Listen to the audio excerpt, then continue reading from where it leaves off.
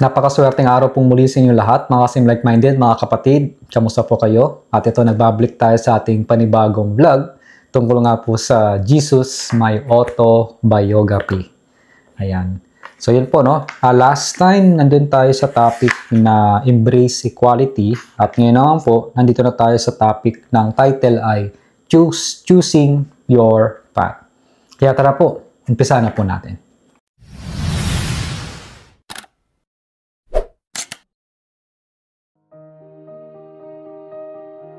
Hello everyone, once again, my name is Rujic Lacerna. Unang-una po sa lahat, ako muna ay nagpapasalamat sa lahat ng mga nanonood at patuloy na nagsusubaybay dito sa aking mga binabahaging vlog content pagdating nga sa Jesus My Autobiography vlog.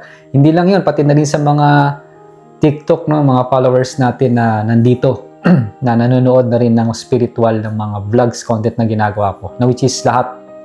Kung titignan natin na nag-umpisa po sa Law of Attraction. Kasi ito rin naman ang kakahinatnan talaga at the end ng pinag-aaral nating Law of Attraction. Kapag dumalalim at talagang gusto nating malaman yung sinasabing totoong kaligayahan. So yun, babasahin ko siya and then ipapaliwanag ko siya sa level na kung saan kaya maintindihan po ng lahat ng mga nanonood para madali po nating makuha. Okay? Choosing your path. I am redefining who I am. So, nire-redefine po ni Jesus Christ kung sino siya. I am telling you who I am here. Sinasabi niya kung sino siya ngayon dito. And this will assist you on your journey to transformation. Ito, dalumhati. Yan, di ba? O may mga hinanakit kang naiisip o nararamdaman. Hindi mo nababalikan yun, di ba? Kasi masakit. For it is an endless ladder. Wala rin katapusan yung ladder pababa. So, there is no relief in going down. Wala pong relief pala. Alam mo yung relief? Yung parang marirelax ka o magiging okay kapag ikay bumaba.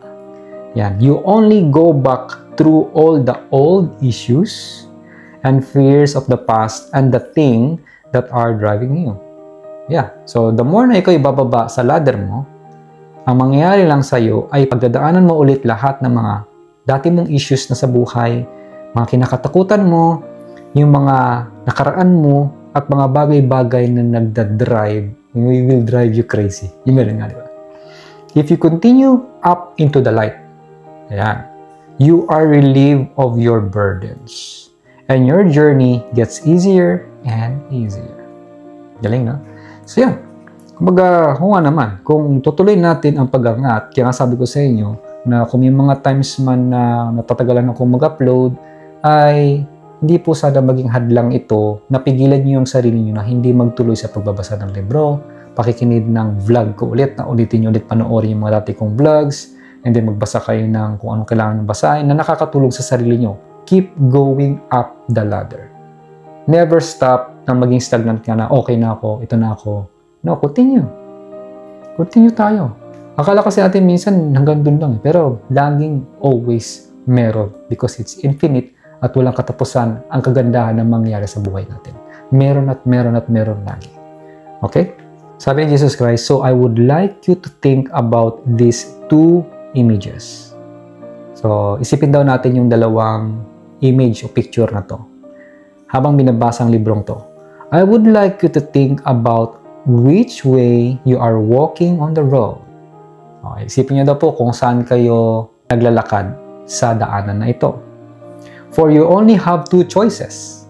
Yan. Dalawa lang ang choice nyo. Your world appears to make so many different choices available to you. Yun nga. Pero, two choices ang sinasabi niya. Ngunit, dito sa mundong to, ipinapakita na parang ang dami-dami nating choice talaga. Diba? But the truth is that if you are immersed in the physical, believing you are a body and believing in death, then you are going down the ladder and walking on the road toward hell. Klaro po? Ulitin natin. Ang totoo daw, kapag ikaw ay sobrang nakahalin sa physical, mga bagay, damit, yaman, pera, and so forth, at naniniwala ka ng katawan at ikaw ay namamatay, okay? Ngayon, ang nangyayari sa iyo, pababa ng pababa ng pababa yung ladder na dinadaanan mo. Papunta sa sinasabing hell. Okay? Well, there's no really hell actually na sinasabi yung mga masusunog ka and so forth. Ang hell kasi tayo nag-create dito sa mundong to. Ang hell is something na pain, suffering, sacrifice, hate, anxiety, doubt, guilt, lahat na ng negative, yun yung sinasabing hell. Okay? If you believe in your divine nature, your creativity, your heart, your openness, your kindness, your connection to others, and your ability to transform and create your own world, then you are on the right track. Again, natin. Nasa right track kayo. Tama ang dinadaanan nyo kapag ikaw ay naniniwala sa sinasabing divine nature, sa creativity. Alam niyo yung creativity, yung mga ginagawa niyo. Ano bang creative? Like, I like to draw, I like to build something, not using the device. Ako sabi natin may device, pero iba kasi kapag hinahawakan mo, nag-create ka like mga clay and so forth, gumagawa ka ng something doon. Sabihin natin, nagbubuo ka ng something ng mga toy, ganyan. Yun yung creativity. Or sabihin natin, kasama na yung dancing or singing, that's also part. Kasi nag-create ka, kumakanta ka, o gumagawa ka ng music. Okay? Naniniwala ka sa puso mo. O hindi sa isipan, ha? Sa puso ang sinasabi. Your openness, open ka. Your kindness, kung naniniwala ka rin sa kabaitan. Yung connection mo sa iba, kung naniniwala ka rin doon. At kung naniniwala ka din daw sa ability na ma-transform and makapag-create ka ng sarili mong mundo. Kapag yun na nangyayari sa'yo at naniniwala ka sa mga ganun, then meaning nasa tamang track ka. Okay? You are in alignment with truth. And your remaining few illusions will come into your mind as you step further toward heaven.